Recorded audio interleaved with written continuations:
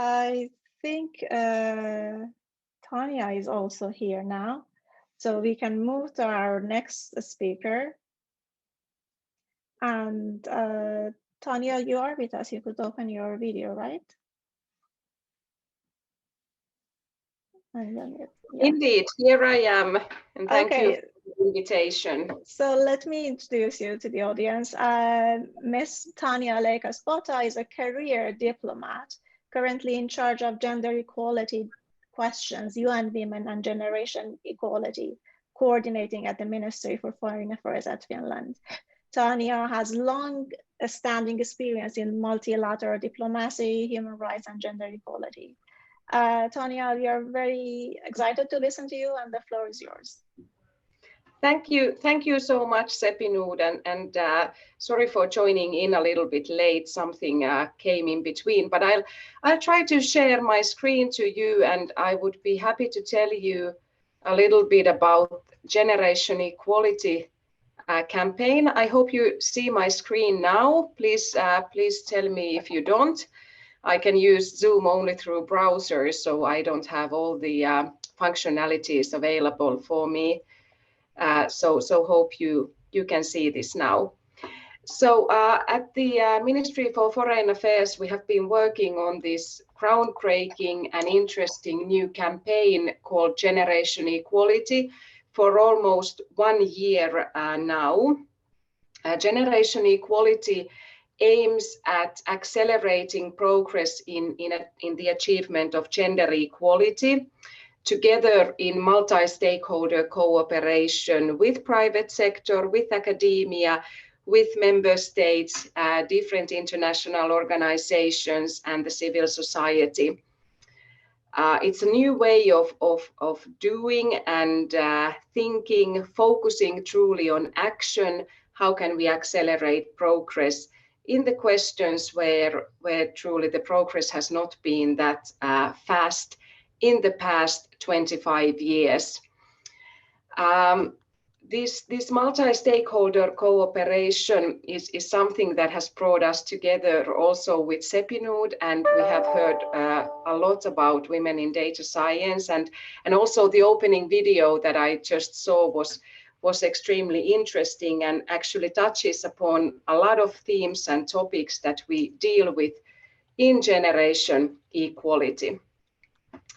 So in the Generation Equality campaign, Finland is one of the leaders of an action coalition focusing on technology and innovation for gender equality. This is a rather new topic, in particular in the intergovernmental level, but of course a lot of actors, a lot of activists have been dealing with these questions already for many years. And if I think this as a Finnish woman, and from this perspective, of course, Finland is also a country where segregation in job market and in education in the field of technology and innovation is very big.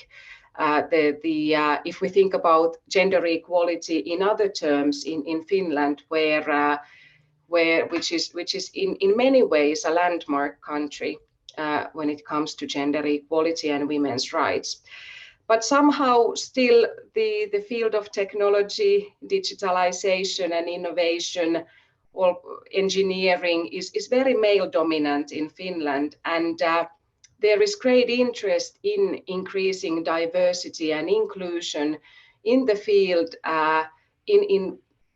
when we talk with all possible different actors and all possible different levels.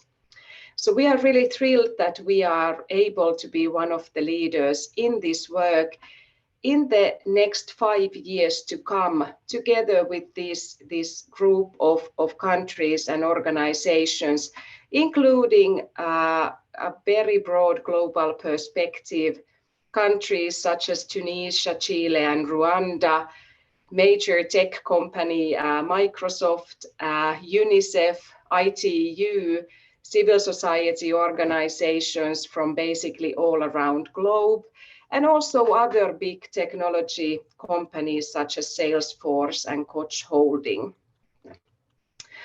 So in the past months, we have been working on a blueprint and kind of an action plan for 5 years for the Action Coalition on Technology and Innovation.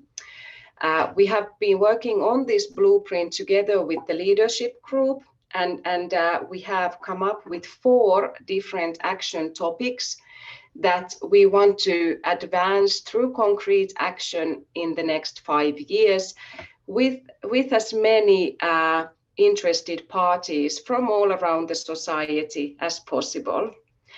And these topics where we focus are also quite interesting, I think, to many of you and the work you are doing. And I will just go through them very briefly. So number 1 action is bridging the gender gap in digital access and competencies.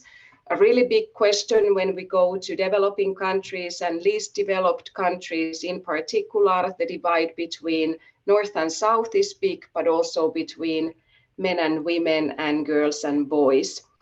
Also, if we think about accessibility in terms of also of expenses, but also digital skills and digital literacy in general. We have decided to work on this particular action through financing, service delivery, and social norms. There is a lot to do, of course, in all of these, but very interesting topics and themes, and we really wish to see that the gender digital divide would be reduced by half within 5 years. Of course, here, for example, we don't really have enough gender disaggregated data and information globally. We have a lot of data from let's say, half of the countries of the world, but it is also quite a big challenge to get this kind of data produced and put together. That is always very necessary if we want to really pay attention to the gendered nature of the digital gap. The second action is that we want to increase investment towards feminist technology and innovation, at least by 50%, taking into account that the baseline level is very low. We see that the increasement could, of course, be geographically very different. I mean, we could, if we think at the moment, for example, that 2% of startup financing in Nordic countries goes to female-led startups, only 2%. So if we double that, we are still at a very low level in financing. But in general, we need more technology and innovation that better responds to women's and girls' most pressing needs. We need more inclusive technology and more diverse technology in all possible ways. And also, this is, for example, a question of artificial intelligence. It is extremely important also that AI development would not be gender blind, but would really take gender into account and also women in all their diversity. The third action focuses on building inclusive innovation ecosystems. And under this action, we want to see that we are able to double the proportion of women working in technology and innovation through different means, by setting up of networks and benchmarks, and also including the gender aspect strongly into innovation ecosystems. Also here, there are a lot of different things to do. There is a need to define indicators to measure gender digital divide and gendered impact of digital transformation, for example, as one of the tactics that has been chosen under this action.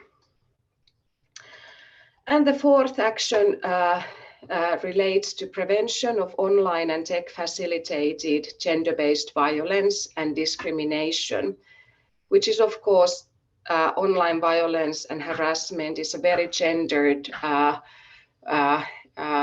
issue. Women and girls face gender-based harassment and violence. For example, according to one study of Plan International, 27 times more than men and boys. So here we need to recognize this issue. We need to recognize the problem. We need laws and policy. We need to understand that online violence is just as unacceptable as offline violence. We need to influence social norms, etc. also here. So the culmination of the preparatory phase of the Generation Equality will be in a few weeks' time in Paris, where the Generation Equality Forum gathers together on a high level, and where commitments of different action coalition leaders and commitment makers will be made public.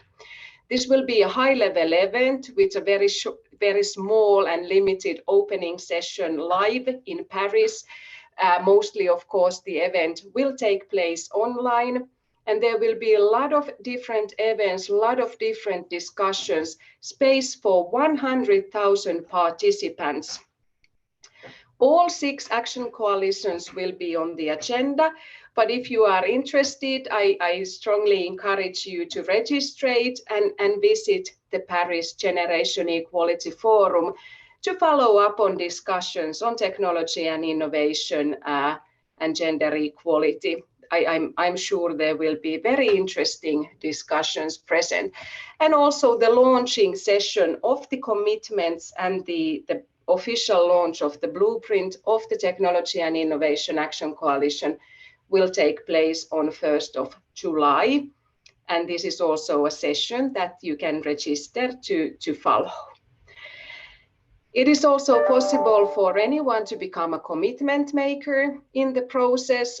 We already have, I haven't seen a list now in a couple of weeks, but more than 300 commitment makers have applied at least to become a commitment maker in the Action Coalition. This might be something interesting for your organization, whether from academia or private sector or anywhere, to think about.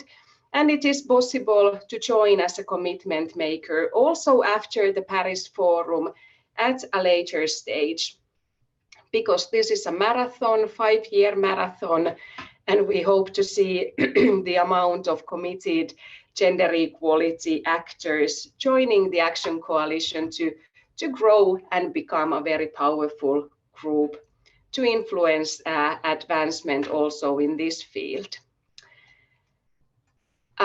In Finland, which is, of course, this is a global meeting, but we are working here. We have, for example, launched a communications campaign called Algorithm for Gender Equality. And we are working together in a multi-stakeholder advisory group that convenes on a monthly basis, just coming from that meeting. And we are really hoping to attract a lot of people to this work, and hope that this was something interesting also for you to follow.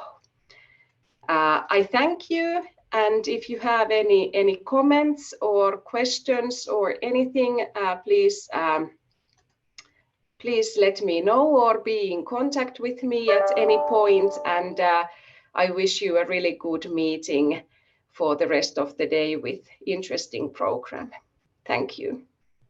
Thank you very much, Tanja. It is great that such an initiative is happening and Finland is an active part of it.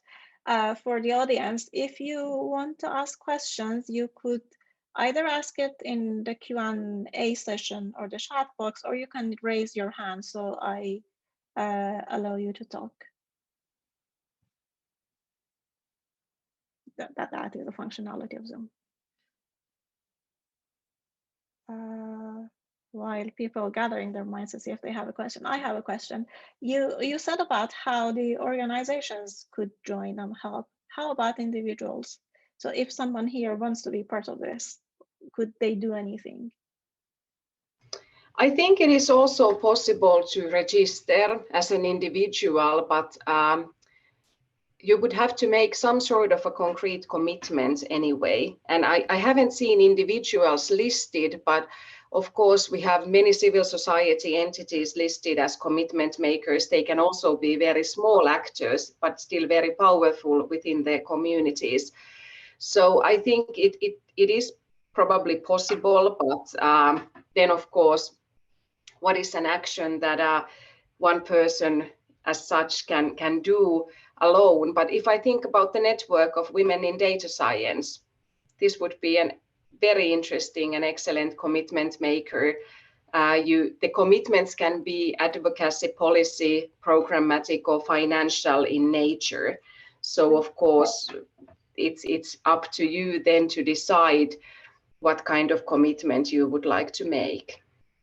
Yeah, good. Thank you. Great. If there is no more questions, Tanya's contact address is in the events booklet. So I encourage all of you to think about this and see if you can be part of this movement, the Action Coalition, and if you could help, that is great for everyone in the society. Thank you very much, Tanja, for being here.